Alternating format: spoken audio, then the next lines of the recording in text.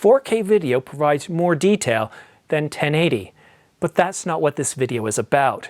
This video is about improving your 1080p projects with 4K video and making you a better filmmaker. I'll show you how to simulate up to 3 camera angles from a single 4K clip. I'll show you how to create pans without any rolling shutter, and I'll show you how to produce video that is simply more exciting. It's not complicated. Most important, none of this requires you to purchase anything. I know, I don't have a lot of views or subscribers, but I've been creating content for years from behind the camera. Give me 10 minutes of your time and learn how to make your video more appealing with 4K footage. Trust me, you won't be disappointed unless, of course, you're Steven Spielberg or George Lucas or pretty much any professional in the film industry.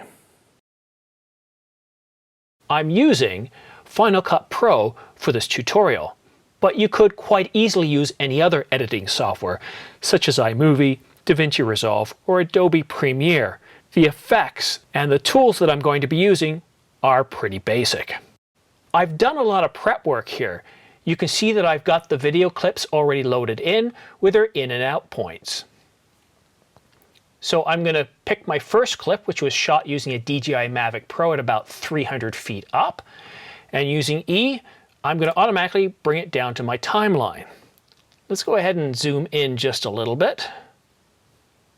A little bit more. Perfect. Next, I'm going to bring down an audio file that I'm going to use to sync the edits with. I'm going to choose Porcelain by Moby. It's got a really good sound to it. Unfortunately, I'm not going to be able to let you hear it because I do not have copyright permission. In fact, because I'm new, I have very little budget, so I can't afford to use any sort of theme music. So if you would like to hear what this sounds like later, go ahead and preview it in iTunes or go ahead and download it for $1 and you can see how it's going to create a really nice effect here. All right, so I want to break up this clip so I can punch in or zoom in to create different camera angles, because right now it's a pretty boring clip. There's really not much going on. It's not exciting at all. So let's go ahead and target the first cut here. We'll do another one here, and you'll see that I'm timing the cuts to the change in the music. Normally, I would take a lot more time to do this. I'd zoom in. I'd make sure I get it just right. But you guys, I'm sure you don't want a 40-minute tutorial. Okay, let's change the tool type back to its normal. I'm going to select this clip here, and I'm going to go ahead and crop in. I'm going to change this to crop as well.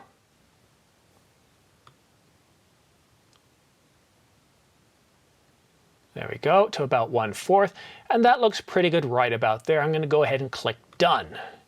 I'm also going to change the view to 100%. So we've done our first one. I'll skip the next, and now I'll change this one here. Also crop. Don't forget to change that. You don't want trim, trust me on that. And it doesn't really matter which of these gadgets that I click on. I just want to get it to about a 1/4. And this one I'll choose down here. You notice it's got different colors. It looks a little different. And I'll click Done. Now we're over here again. Another one. You can see it's pretty repetitive. It's not very complex. There we go. Another one. Well, let's do it that much this time, and we'll do it like that. Different view. Actually, no, that looks very similar, so I'm going to have to move that crop to about there, and let's do this. That's going to look a little better. And change this one here. Now, if I leave it on trim, this is what happens. Right, see? It doesn't look good. So we got to make sure you have it on crop, and it's got the wrong aspect ratio. See that? So take it back to trim. Let's fix that up. And now I'll set it to crop.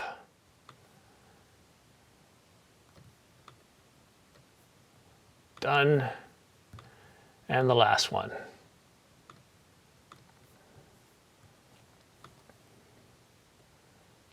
Yeah, I know, I did it again. It's very easy to forget that. Now, you don't want to zoom in this far here. It's not going to look good. You're going to get a lot of softness. And yeah, you definitely don't want that. Click Done. Now, essentially, that's it. Let's take a quick preview. The colors are a little faded. I used a log profile, which I will correct a little later on. But you see, it's far more exciting now. So this is October, it's middle October, the leaves look great, but the story isn't about the trees and October, it's about my son. So we're going to slowly come down from 300 feet down to almost eye level. So let me pick 2 more clips here. And then after I'm done all this, I'll show you the final product. So let's bring them into the timeline. All right, so where do I want to break this up? Let's try, again with the blade tool, I'm going to try right about, yeah, let's try right about there.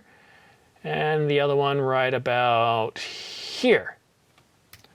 Okay, so let's go ahead and pick this first clip. We'll crop in. Now, this is a little more tricky. If I go to the beginning of the frame, you can see that he's not fully in the frame. So I got to move it down a little bit to capture him there. Now let's take a look at the end of the frame. Okay, so that looks pretty good. I'll go ahead and click Done. And then I'll change the last frame as well. I'll zoom in there. It's the same zoom magnification. And I'll zoom in using the same crop tool. Using the same crop factor. Okay, there we go. Let's try that. Let's see, beginning of the frame. Let's just adjust it up a little bit more. And the end of the frame. This one's a little tough. Let's try that again. Beginning of the frame. Yep, that looks good. And click Done. So there we go. We're done with that one. And I'll just do one more here. Again with the blade tool. Right when he goes to pick up that leaf. And we'll do another one right there. So again, it's the center one that I want to zoom in. Again, using the crop tool. I told you this is going to be repetitive. Oh, I forgot to move the pointer. And we zoom all the way in. Right about there. And that looks good. So again, at the end of the frame, when he bobs his head down, looks good coverage. So we are done with that. And that looks pretty good. Remember at the beginning how I said the colors didn't look quite right and I was using a log profile? Well, I'm going to show you how to easily fix that. The first thing I need to do is load a custom LUT. So I need to go over here and I need to choose the custom LUT effect. So I drag that custom LUT over to the first clip and then all the way up in the top right.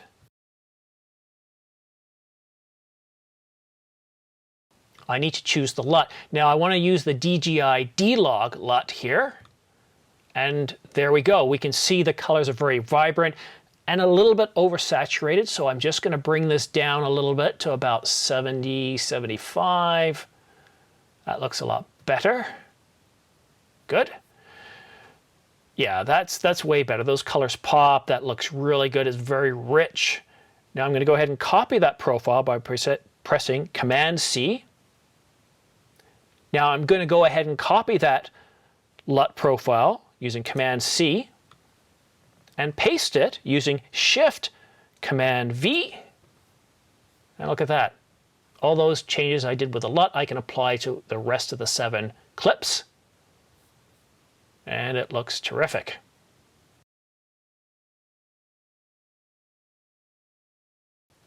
I'm going to apply it a little differently here because we've got completely different lighting.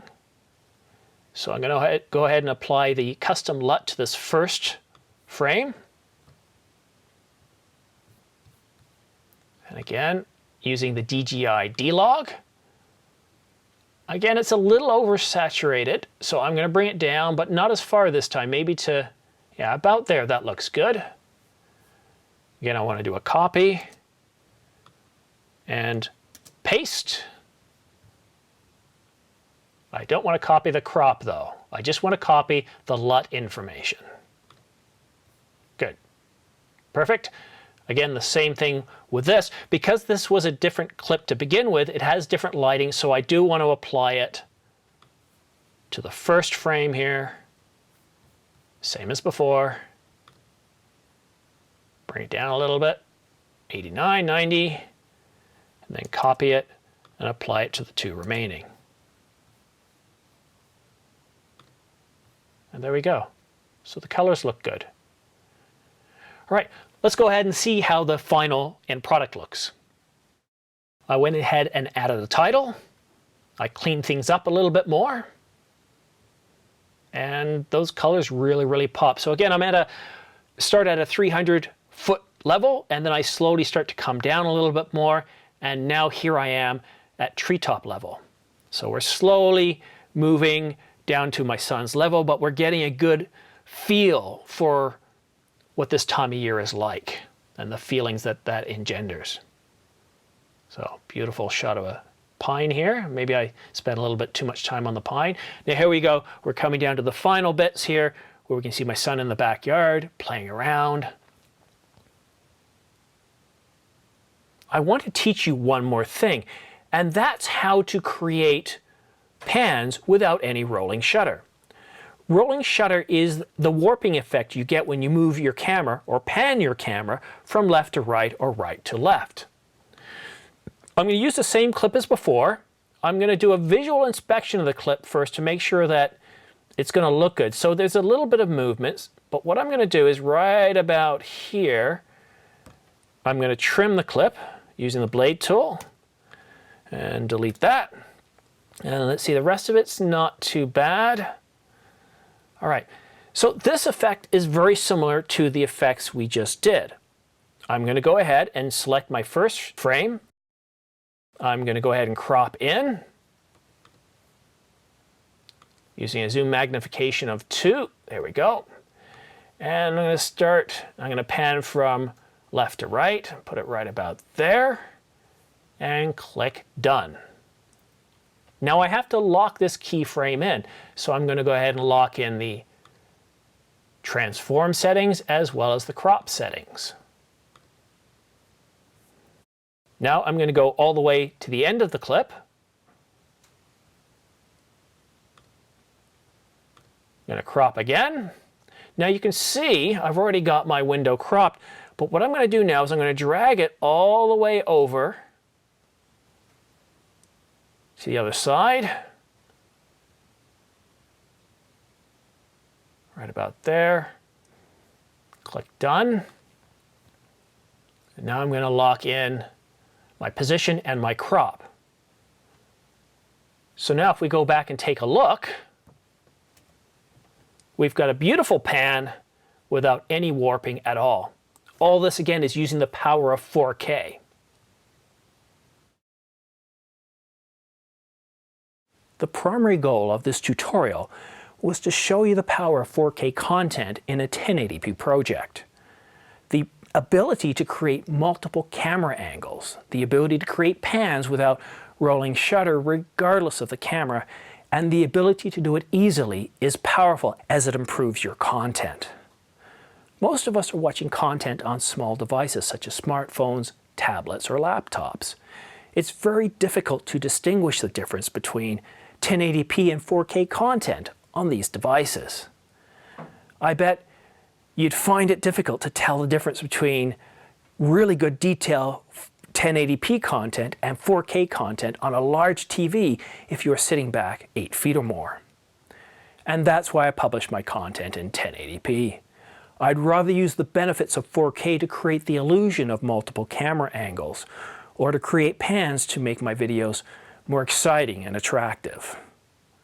This is why I'm always going on about the importance of detailed 4K as a capability in a camera. 4K is nice, but it's unnecessary as a final product. But the use of 4K in a 1080p project? That's valuable. Thank you so much for watching. Please click like and subscribe. Click the bell icon up top to receive notifications of new videos as they're published. See you soon.